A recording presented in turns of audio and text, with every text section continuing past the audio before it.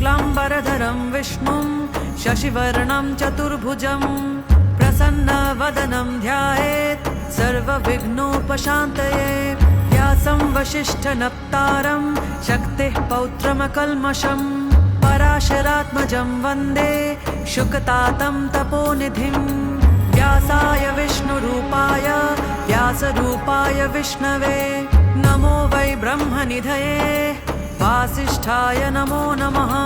अविकाराय शुद्धाय नित्याय परमात्मने सदैकरूपरूपाय विष्णवे सर्वजिष्णवे यस्य स्मरणमात्रेण जन्मसंसारबन्धनात् विमुच्यते। नमस्तस्मै विष्णवे प्रभविष्णवे। ॐ नमो विष्णवे प्रभविष्णवे। श्रीवैशम्पायन